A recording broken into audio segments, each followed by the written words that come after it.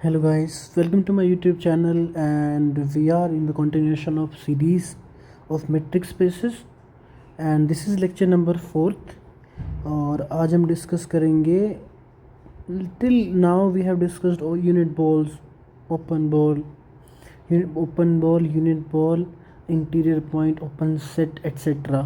है ना, और closed set, ये definitions हमने अब तक सीख लिए, राइट।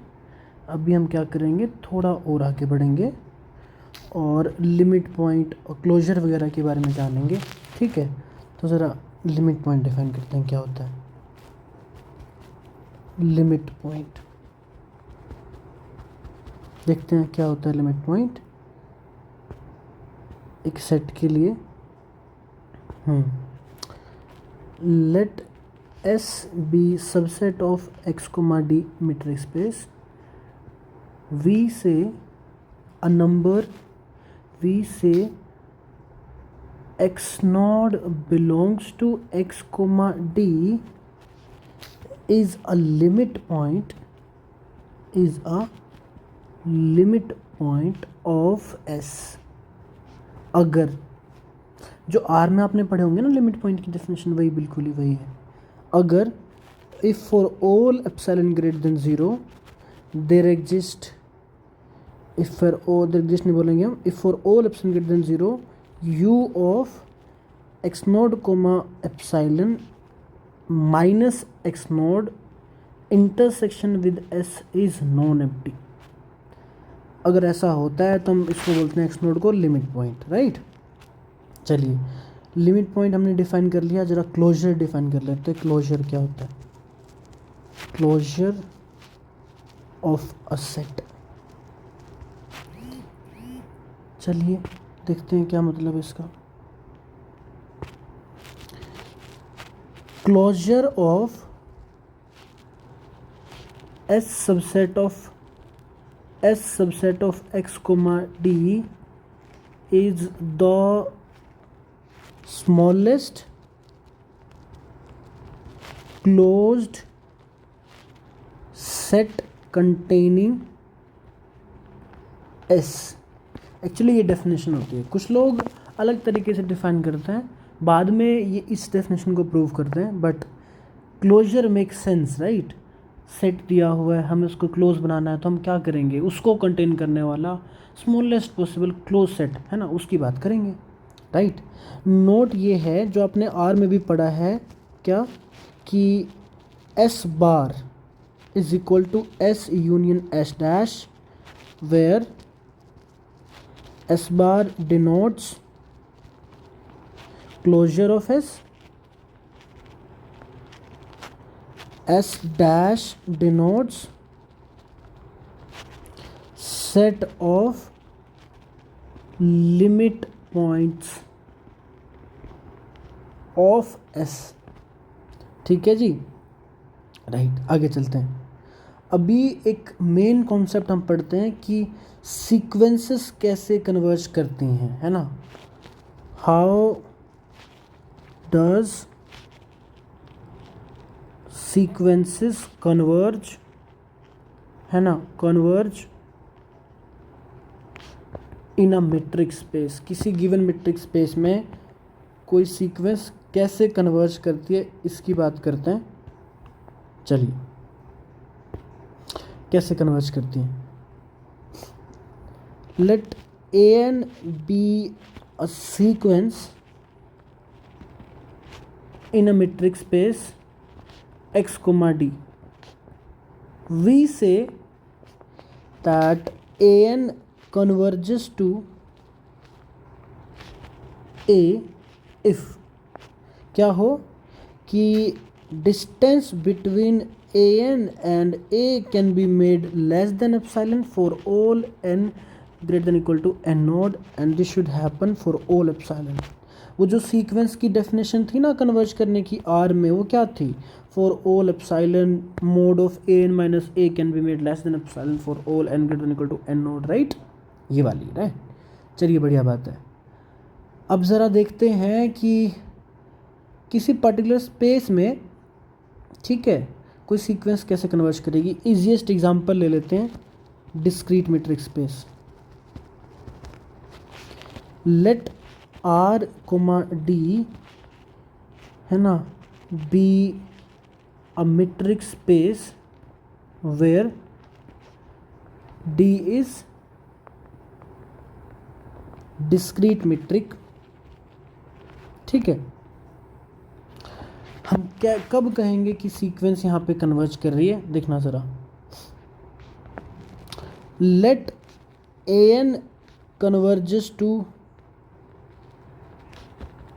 ए, इसका मतलब ये होगा कि distance between A and A can be made less than 1/3 for all n greater than equal to n nought, right. But issue ये है कि जैसे ही किन्हीं दो नंबर के बीच में डिस्टेंस 1/3 से लेस हुआ, भाई डिस्क्रीट मैट्रिक्स में तो हमारे पास दो ही डिस्टेंस पॉसिबल हैं, 1 या 0। अगर डिफरेंट हुए तो 1, अगर सेम हुए तो 0। इसका मतलब ये हुआ कि ये नंबर अगर लेस देन 1 है ना, तो एक्चुअली कुछ और नहीं होगा। इसका मतलब ये होगा कि distance between A and A is 0 for all n greater than equal to n node. इसका मतलब ये हुआ कि an is equal to a for all n greater than equals to n node. इसका मतलब ये हुआ कि an is eventually constant sequence. ठीक है, अब ज़रा एक काम करते हैं, एक और कॉन्सेप्ट डिफाइन कर लेते हैं कि चलिए एक और कॉन्सेप्ट डिफाइन कर लेते हैं कॉशी सीक्वेंस का। कॉशी सीक्वेंस, वी से an is Cauchy in x comma d if for all epsilon greater than 0 d of an comma am this can be made less than epsilon for all n comma m greater than equal to n naught. ये Cauchy की definition होती है। अच्छा ठीक है, define लगे हाथ define कर लेते हैं। कंप्लीट मीट्रिक स्पेस क्या होता है? कंप्लीट मीट्रिक स्पेस एक्चुअली होता क्या है? हाँ, x comma d is called complete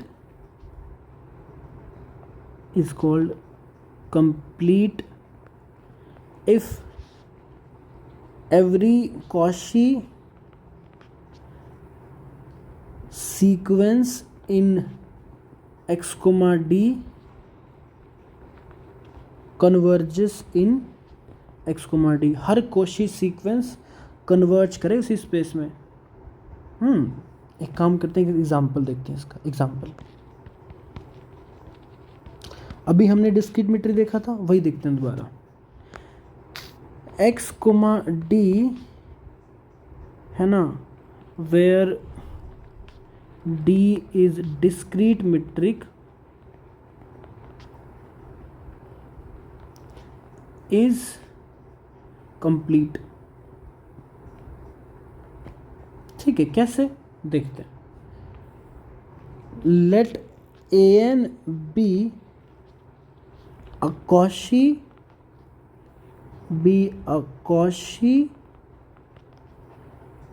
sequence in x comma D. इससे होगा क्या? इसका मतलब ये होगा कि ए एन कोमा ए है ना, distance between A N and A M this can be made less than 1/3 for all n greater than equal to है ना n comma m greater than equal to n naught. ये Cauchy की definition. इसका मतलब ये होगा कि distance between previous argument से ना, डिस्क्रीट मीट्रिक में डिस्टेंस अगर 1/3 से लेस हुआ, 1 से लेस हुआ तो क्या होगा? 0 ही होगा ना, for all n comma m greater than equal to n node.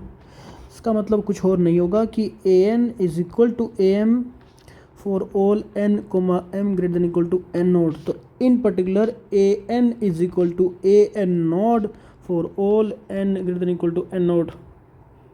इसका मतलब ये होगा कि A N is eventually constant and limit n tends to infinity A N equal to A N naught that belongs to X comma D. यही तो चाहिए था कि जो लिमिट है वो बिलोंग कर जाए हर कोशी सीक्वेंस जिसकी लिमिट अगर सेट के अंदर ही है तो हम बोलेंगे उसको कंप्लीट। एक नोट देखो ज़रा, क्या closed subset of a complete metric space is complete. Example इसका R comma usual metric is complete, क्योंकि यहाँ पे आपको प्रूफ करवाया जाता है जब एनालिसिस पढ़ा जाता है कि ये यहाँ पे आर में हर कोशी सीक्वेंस कन्वर्जेंट होती है ना। दिस सिंप्लाइज कि -1,1 is complete being closed set. Close set होने की वजह से क्या हो गया, वो कंप्लीट हो गया, राइट। कुछ और एग्जांपल देखते हैं जो कंप्लीट ना बने, ठीक है। ये एग्जांपल देखते हैं फिर आगे बढ़ेंगे।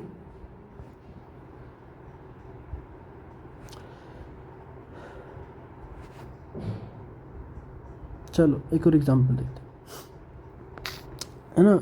0,1 subset of R, modulus is not complete as 1/n is Cauchy in 0,1 but limit n tends to infinity 1/n is equal to 0 that does not belongs to 0,1। Limit belong नहीं करी किसी पर्टिकुलर सीक्वेंस की जो कि Cauchy थी but convergent नहीं थी, इसलिए नहीं होगा ये कंप्लीट। सबसे अच्छा एग्जांपल मैं तुम्हें बना के बताऊँ ना, बहुत मस्त सा, जो आपने नहीं सोचा होगा कभी में भी, ज़रा ये देखना। CAB is complete with respect to supremum metric. ऐसा क्यों? एक्चुअली इसका प्रूफ आपने ऑलरेडी कर रखा है, ये मैंने क्लासेस में भी पढ़ाया हुआ है, बट प्रूफ क्या है, क्या था प्रूफ, याद करें तो देखना। Let Fn belongs to CAB and Fn is Cauchy। इसका मतलब ये होगा कि Fn इज यूनिफॉर्मली Cauchy। इसका मतलब होगा कि Fn इज यूनिफॉर्मली कन्वर्जेंट। इसका मतलब होगा कि uniform limit of set of continuous functions